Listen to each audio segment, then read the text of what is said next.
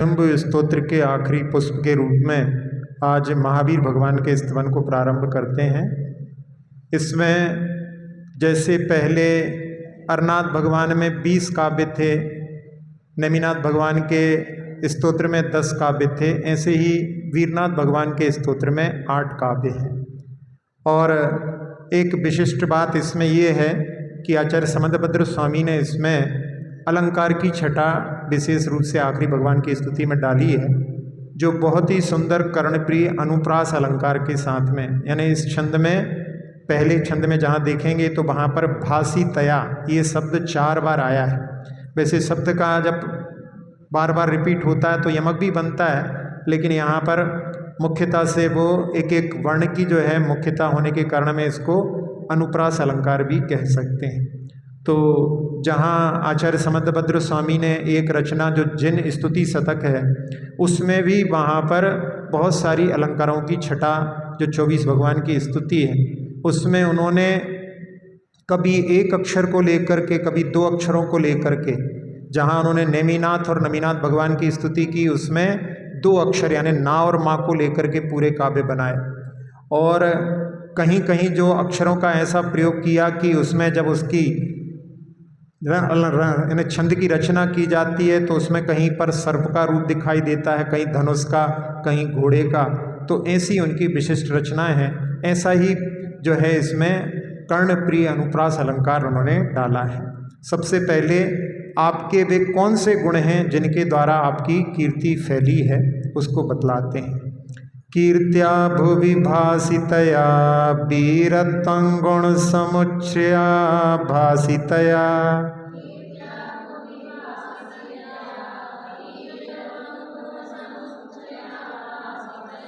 भासोडु सभासितया सौम्यं व्योम्नि कुंद शोभासितया।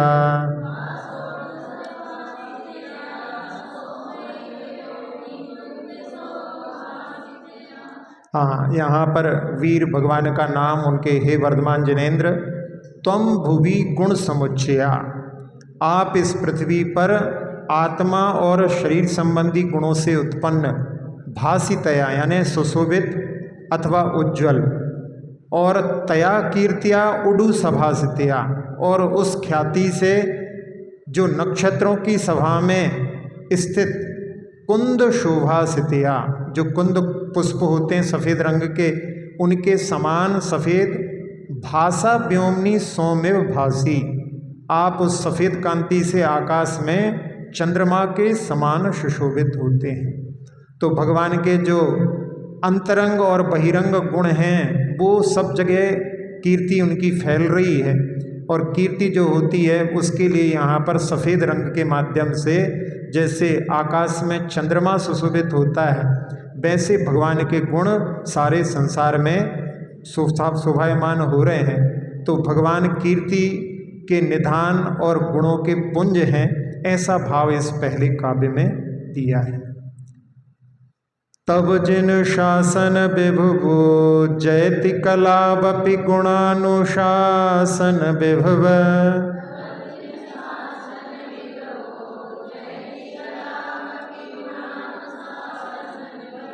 दोष कशासन विभव स्तुवन्ति चैनम प्रभाकृशासन विभव।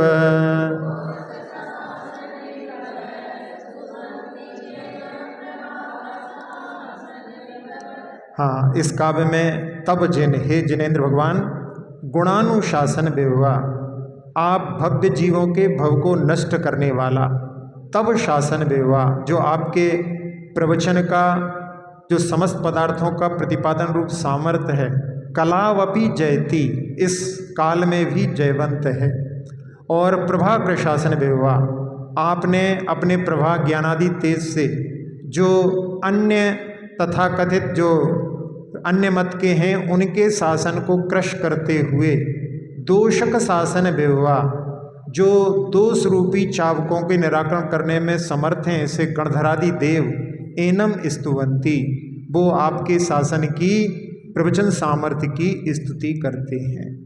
तो यहाँ जिनेन्द्र भगवान का जो शासन है उसका जहाँ पर पुराने संस्कार उखड़ आते हैं, ऐसे दोषों से भी जहाँ ग्रसित हैं, फिर भी इस कलिकाल में जिन जीवों की होनहार अच्छी होती है वो हित का पथ प्राप्त कर लेते हैं और प्रभु के शासन का उनको सहयोग मिलता है, जिसके माध्यम से वो अपने आत्मा के स्वरूप, अपने आत्मा के वैभव से परिचित होते हैं। और इस काल में भी कह रहे हैं कि आपका शासन जो है सर्वोत्कृष्ट रूप से विद्यमान है। जहाँ पहले भगवान की जो शरण लेता है तब उस समय में पहले दासो हम, कि हे भगवान मैं आपका दास हूँ, और वो भक्ति करता है तो दा वहाँ से हट जाता है, फिर वहाँ पर सोहम बचता है कि भगवान जैसे आप हैं वैसा ही मैं हूँ। और बाद में फिर वो भी जो है लुप्त हो जाता है, सोहम का भाव विकल्प छूट जाता है और उस समय में चैतन्य स्वरूप चेतन क्रिया का विषय ही केवल वहाँ पर सहज रूप से रहता है। तो इस कलिकाल में भी धन्य हैं जो भगवान के शासन का आश्रय लेकर के और उसके माध्यम से वो वहाँ पर जो कि अन्य दोषों के द्वारा जो पीड़ित हैं उनको भी जो है दूर करके, और जिन्होंने गणधर आदि पद को प्राप्त किया वो भी जो है भगवान के शासन की जो है स्तुति करते हैं। ऐसा जो है भाव इस दूसरे काव्य में दिया है। अब इंद्रादि जिन शासन की स्तुति करते हैं उसको बतलाते हैं।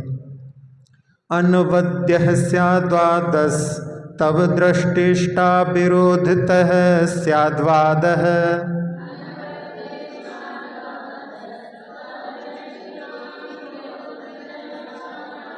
इतरो न स्याद्वादो दुतय विरोधान मुनीश्वरा स्याद्वाद।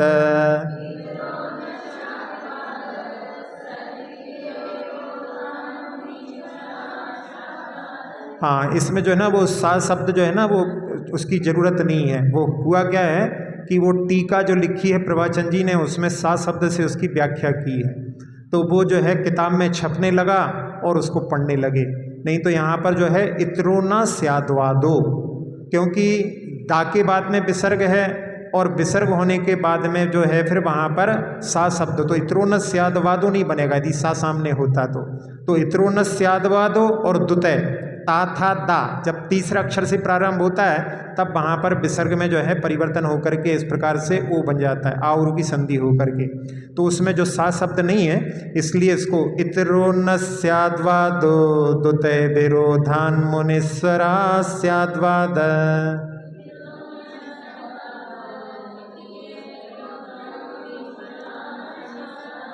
हाँ, ऐसे पढ़ना चाहिए। तो इसमें कह रहे हैं कि हे मुनीश्वर स्याद्वादः तब स्याद्वादा, आपका जो स्याद शब्द से युक्त है वो आपका स्याद अस्ति इति अनेकांत रूप कथन दृष्टेष्टा विरोधतः, जिसमें प्रत्यक्ष और आगमादि प्रमाणों से विरोध न होने के कारण में अनवद्य यानी निर्दोष है। और इतरह जो अन्य मत के शासन हैं वो अस्याद्वादः, वो स्याद शब्द का प्रयोग नहीं करते और एकांतवाद का कथन करते हैं। तो द्वितीय विरोधात, वहाँ पर जो है प्रत्यक्ष और आगम आदि प्रमाणों से विरोध होने के कारण में अनवद्य न यानी वो निर्दोष नहीं है। तो जहाँ भगवान का जो शासन है जिसमें स्याद शब्द के माध्यम से किसी अपेक्षा से कथन किया जाता है और जो एकांत दृष्टि होती हैं वो वहाँ पर एक पक्ष को पकड़ लेती हैं, इसलिए वो अपना और पर का घात करने का कारण बनती हैं, जिससे वस्तु का सही स्वरूप नहीं मिल पाता और उसके माध्यम से आत्म स्वरूप का भी बोध नहीं होता और ना राग द्वेष उससे दूर होते हैं। तो पर पदार्थ को अपना मान करके जिसके माध्यम से व्यर्थ की विपत्ति को प्राप्त करता है जीव और उससे उसको कुछ हासिल नहीं होता और बस केवल कर्म बंध का कारण बनता है। लेकिन भगवान का जो शासन है वो निर्विकल्प अनेकांत में पहुंचाने के लिए अनेकांतात्मक वस्तु का परिचय कराने वाला है। अनेकांत भी ऐसा है कि उसमें भी उसकी जो व्याख्या करते हैं ना एक अंत इति अनेकांत, तो उसमें प्रत्येक वस्तु में अनेक धर्म होते हैं। तो अनेक धर्मों का ज्ञान होने के बाद में जब जो योगी ऊपर पहुंचते हैं तब उस समय में उनमें कोई भी विकल्प यानी कोई भी धर्म वहाँ पर नहीं रहता। तब उस समय में यानी जो पक्ष होते हैं जो ये व्यवहार पक्ष है, निश्चय पक्ष, ये सब पक्ष भी जो है केवल वस्तु स्वरूप को समझने के हैं। जब वस्तु स्वरूप समझ में आ जाता है तब उस समय में ध्यान में ये पक्ष भी छूट जाते हैं। तो उस समय में अंत में जो है वो वहाँ पर ना एक अंत, यानी कोई भी वहाँ पर कोई भी धर्म, वहाँ पर जो वस्तु के गुणधर्म होते हैं वो सब वहाँ पर लीनता को प्राप्त हो जाते हैं। तो ऐसा जो है भगवान का जो शासन है, जिसके माध्यम से परिचय पा करके जो है वो जो भी इसका आधार लेता है तो उसके लिए भी जो है अपने आत्मा का उत्थान करने का शासन उसके लिए प्राप्त होता है। इसलिए भगवान का जो शासन है वो निर्दोष है। अब दूसरी तरह से भगवान के गुणों को दर्शाते हैं। त्वमसि सुरासुर महितो ग्रंथिक सत्वाशय प्रणामा महित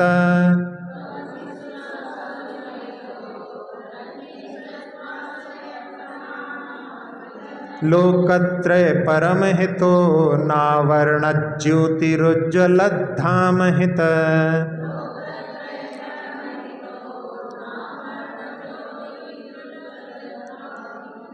हाँ, इस काव्य में कह रहे हैं तुम सुरासुर महिता, आप सुर और असुरों के द्वारा पूजित हो।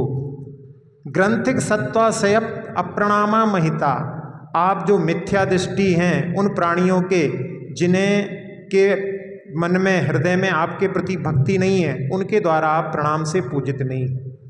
और लोकत्रय परमहिता, आप तीनों लोगों के परम हितकारी हो। और अनावरण ज्योतिरुज्ज्वलत धामिता, केवल ज्ञान से प्रकाशमान मुक्ति रूप स्थान को आप प्राप्त हो। तो यहाँ पर कह रहे हैं कि भगवान आप बड़े बड़े जो हैं सुर असुर के द्वारा पूजित हैं, और इसके माध्यम से कि लोग बड़े बड़े पूजते हैं उनके कारण में आप महान नहीं हो, आप अपने गुणों के कारण में महान हो। जैसे विसापार में आता है कि वहाँ पर दूसरी जगह पे जो कहा गया है कि आप इनके द्वारा पूजित नहीं हो, जो कि अपने मन में मिथ्या भाव रखे हुए उनके द्वारा पूजित नहीं है। तो कोई दुर्भावना से युक्त होकर के आपको प्रणाम नहीं करता तो उसके माध्यम से भी आपके अंदर कोई कि दोष हो ऐसी बात नहीं है। यानी किसी की प्रशंसा करने से आप महान नहीं, किसी की निंदा करने से आप जो है निम्न नहीं। तो उसमें विसापार स्तोत्र में कवि धनंजय ने लिखा कि भगवान ताल को छोटा कहने से समुद्र महान नहीं होता, किसी दूसरे को छोटा कहो उससे आप महान हो ऐसा नहीं। ताल की तुलना ना करके समुद्र महान नहीं, समुद्र तो अपने आप में महान है। तो ऐसे ही यहाँ पर कि आप अपने गुणों से कि आप सारे लोक के जो हैं हितकारी उपदेश देने वाले हैं, और आपके पास में जो केवल ज्ञान ज्योति है जिसके माध्यम से पूरा लोकाकाश प्रकाशित होता है, आप मुक्ति के स्थान हो, इसलिए आप महान हो। ऐसा कह करके जो अन्य के द्वारा पूजित या नहीं पूजित होने से आप महान नहीं, अपने आप में ही महान हैं। और क्या विशेषता है बतलाते हैं। सभ्यानामभिरुचितं ददासि गुणभूषणं श्रिया चारुचितम्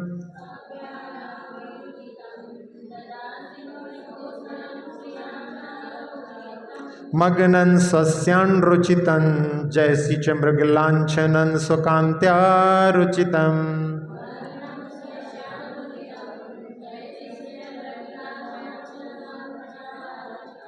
हाँ, इस काव्य में कह रहे हैं कि सभ्यानाम अभिरुचितम, आप समूषण की सभा में जीवों को, भव्य जीवों को रुचिकर लगते हैं।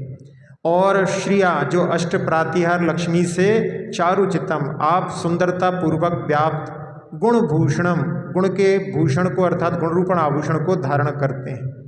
और स्वकांत्या स्वस्याम रुजितम मग्नम रुजितम, जो अपनी कांति में मग्न हैं ऐसे सुंदर, तब मृगलांछनम, मृगलांछन चंद्रमा को कहते हैं, आप उसको जीतते हैं।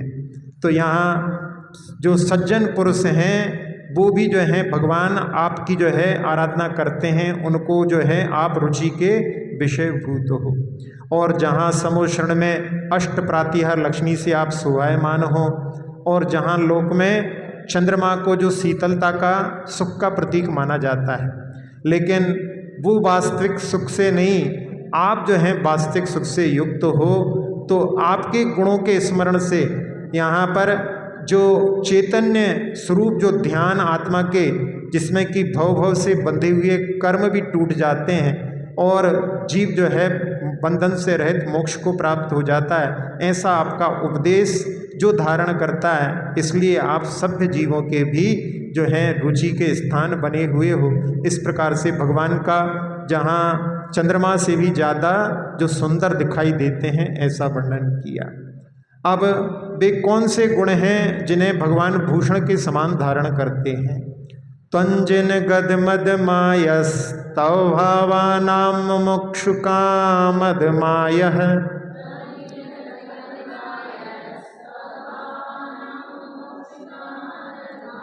श्रेयान् श्रीमद मायस त्वया समादेशि सप्रिया मद मायः।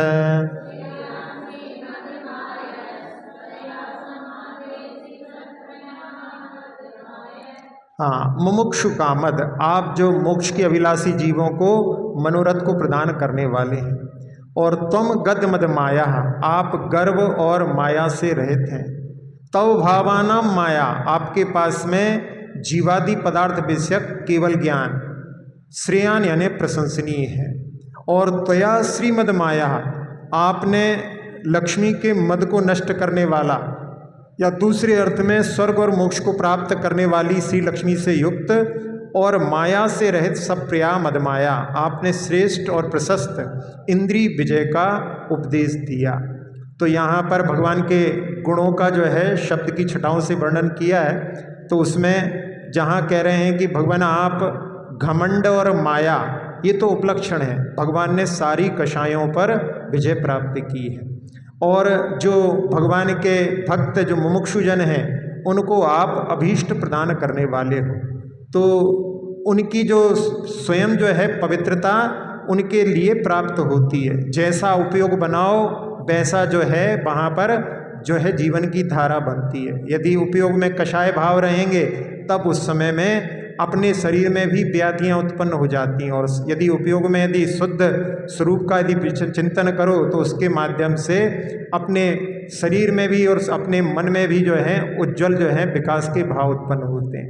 तो इस प्रकार से जो है जो मोक्षाभिलाषी पुरुषों के लिए मनोरथ प्रदान करने वाले हैं। और कह रहे हैं कि भगवान ने अब जो जीवों के लिए उपदेश दिया उसमें दोनों प्रकार का, कि उसमें दोषों को दूर करने का उपदेश दिया और गुणों को आगे बढ़ाने का भगवान ने उपदेश दिया। जहाँ इसमें एक जगह जो भाव आया है कि जो अन्य जो हैं उसमें उपाधि परिग्रह से जो युक्त होते हैं, उनके पास में जो स्वरूप होता है वो माया स्वरूप होता है। इसलिए भगवान का जो है उपाधि आदि से रहित होने के कारण में माया से रहित स्वरूप है, ये भाव भी लेना है। अब दूसरे प्रकार से भी भगवान के गुणों की स्तुति करते हैं। गिरिभित्य वदानवतः श्रीमद इव दंतिनः स्रवदानवतः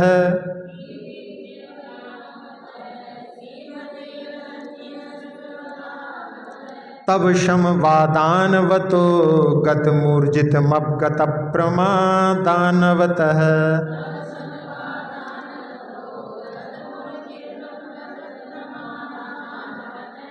हाँ, गिरिभित्य बदानवता श्रीमतः स्रवदानवता, यहाँ पर हाथी से जो है तुलना करते हुए कि जब हाथी जब चलता है जो विशिष्ट उत्तम जाति का जिससे मद झर रहा है, तो उस समय में वो पहाड़ की कटनियों में पराक्रम से युक्त और जहाँ जो बीच में बाधाएं आती हैं उन सबको नष्ट करता हुआ। तो ऐसे ही भगवान का जो व्यवहार हुआ उसमें अन्य जो मत हैं उनके जो हैं कटनियों को यानी उनका निराकरण करते हुए उनका व्यवहार हुआ। और जहाँ उनका इस प्रकार के व्यवहार के बाद में शम वादान अवतः, दोषों के उपशमन का उपदेश देने वाले और शास्त्रों के रक्षक, अपगत प्रमाद दानवता, जो अभय दान से युक्त, तब ऊर्जितम गतम, तब उस समय में भगवान आपका जो है उत्कृष्ट गमन या विहार हुआ था। तो यहाँ पर भगवान की जो वाणी खिरी उससे जो है इस जगत को बहुत उपलब्धि हुई। यदि भगवान की वाणी नहीं मिलती तो क्या होता, इस संसार में लोग जन्म लेते और वैसे ही जहाँ संसार के चक्र में फंसे हुए हैं उससे निकलने का उनको मार्ग नहीं मिल पाता। तो जो शास्त्र की परंपरा दिव्य ध्वनि के माध्यम से प्राप्त होती है उसके माध्यम से जीव अपने आत्म स्वरूप से धर्म के मार्ग से परिचित हो पाते हैं। तो ऐसे जो है भगवान की वाणी का यहाँ पर कि भगवान ने जो है अपने लिए उपदेश जो दिए हैं उन शास्त्रों के रक्षक हैं। और उसमें जहाँ उपदेश दिया उसमें भी दो प्रकार का, एक अहिंसा का और एक अपने दोषों के उपशमन का। इस प्रकार से ये दो जो हैं उन्होंने उपदेश दे करके और इनका जो है जगह जगह पर जहाँ उन्होंने अपनी वाणी का अमृत बरसाया उसका वर्णन इस काव्य में है। अब आखिरी काव्य में जहाँ समंतभद्र स्वामी अपने नाम से इस काव्य को पूर्ण कर रहे हैं तो उसमें आपका मत और पर का मत कैसा है उसको बतलाते हैं। बहुगुण संपद सकलम परमतमपि मधुर वचन विन्यास कलम।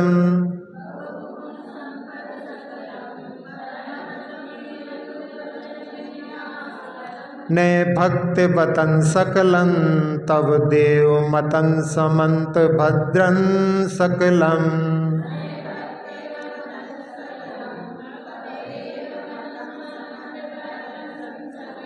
हाँ, यहाँ पर कह रहे हैं कि बहुगुण संपद असकलम, जो अत्यधिक गुण रूपी संपत्ति से रहित हैं। परमतमपि, परमत जो है मधुर वचन विन्यास कलम, उनमें जो है अच्छी वचन हो सकते हैं, कर्णप्रिय लगें ऐसे वचनों के माध्यम से उनका बहुत मनोज्ञ जो है उपदेश हो सकता है। लेकिन वो क्या हैं, बहुत सारी गुणों की संपदा से रहित हैं, क्योंकि एकांती हैं। एकांत एक पक्ष को लेकर के वर्णन करते हैं, इसलिए उसमें जो है भले ही बहुत अच्छी बात अनेक शब्दों के माध्यम से समझाएं लेकिन वो पूर्ण जो है संपदा को प्रदान करने में समर्थ नहीं होते। और कह रहे हैं यहाँ पर नए भक्त बतन सकलम, लेकिन भगवान आपके जो नैगम आदि नयों से उत्पन्न जिसमें स्याद अस्थि आदि भंगरूप आभूषणों से जो मनोज्ञ है, या नयों के उपासना रूप कर्णाभरण जो कान में पहने जाते हैं उसको देने वाला है, ऐसा तब मतम यानी आपका मत समंत भद्रम, समंत भद्र में जहाँ पर आचार्य महाराज का नाम भी आ गया, और समंत भद्र का अर्थ यानी सब ओर से सकलम, जो पूर्ण है और सब ओर से कल्याणकारक है, ऐसे भगवान के मत को कहा। तो यहाँ अन्य मत में परिपूर्णता क्यों नहीं है, क्योंकि पहले ही बता दिया कि वो एकांत हैं, अधूरे हैं। तो जो आपके बताए मार्ग पर चलता है तो वो आपकी बताई हुई विधि से स्वरूप को प्राप्त कर लेता है। तो उसमें जो उसके लिए दृष्टि प्राप्त होती है उसके माध्यम से वो सारे संसार के भ्रमजाल को समझ जाता है, उससे ऊपर उठ जाता है। और उसके माध्यम से जो बुद्धिमान है जब ऐसा जानते हैं कि भगवान आपका मत ही संसार में पार कराने वाला है तो वो आपके मत की ही शरण लेते हैं। और अन्य मत जो हैं वो एकांती होने के कारण में स्वपर विनाशक होते हैं। ऐसा जान करके अपने और परमत के स्वरूप को जान करके यहाँ पर आचार्य समंतभद्र स्वामी महावीर भगवान की स्तुति पूर्ण कर रहे हैं। तो पहले बताया था कि इसमें 8 काव्यों में जो है स्तुति की है। आर्यनाथ भगवान की स्तुति जो है कितने 20 काव्य में हुई थी और नेमिनाथ भगवान की 10 काव्यों में हुई थी। तो 24 भगवान के यदि 5-5 होते तो 120 होते, लेकिन उसमें 15 की वृद्धि हो गई थी, फिर इसमें 5 की वृद्धि हो गई तो 15-5 20 और इसमें 3 की वृद्धि हो गई तो 3 23 की वृद्धि हो गई। तो इसमें कुल मिलाकर के 143 काव्य हैं। तो इस प्रकार से ये स्वयंभू स्तोत्र 143 काव्य में आज पूर्ण हुआ। आप सभी लोगों ने बड़े अच्छे से इसका श्रवण किया। 4 साल से हमारी इसकी जो है लोगों के द्वारा मांग थी कि आप ये स्वयंभू स्तोत्र की क्लास लेकर के डालें। जब हमने सहजानंद वर्णी जी के प्रवचन को पढ़ा तो मन में आया कि इसमें कुछ विषय ऐसे हैं जो कठिन हैं लेकिन उनके प्रवचन के माध्यम से समझ करके बतलाए जा सकते हैं। तो ये बहुत समय के बाद में ये पूर्ण हुआ तो बहुत हर्ष का विषय है। और अभी अपन जिनवाणी स्तुति करेंगे क्योंकि आचार्य समंतभद्र स्वामी के उन भावों को अपन ने यहाँ पर कोशिश तो की है लेकिन उनको भावों को पूरी तरह से समझना भी बहुत मुश्किल है। तो इसलिए इसमें जो त्रुटियाँ हुई हों उनसे और जिनवाणी माता से क्षमा मांगते हुए एक कायोत्सर्ग अपन बाद में उसका अलग से करेंगे जिनवाणी स्तुति के अलावा, इसलिए पहले जिनवाणी स्तुति करते हैं। अक्षर पद मात्रा से दूषित वचन अगर ममहीन रहे और प्रमाद कषाय के वश में सम्यक अर्थ विलीन किए। जिन वाणी माता मेरी उन सब त्रुटियों को क्षमा करें। दे आशीष शीघ्र हम सबको केवल लब्धि रमा मिले। प्राप्त हमें हो बोधि समाधि परिणामों की शुद्धि हो। निज आत्म उपलब्ध हमें हो शाश्वत सुख की सिद्धि हो। चिंतित वस्तु दात्री माता चिंतामणि उपमा भाति। करूं वंदना पूर्ण विनय से चरण रखूं मैं ये पाती। कर जिन वाणी स्तुति तन की ममता टार। महामंत्र का जाप अब सभी जपें नव बार।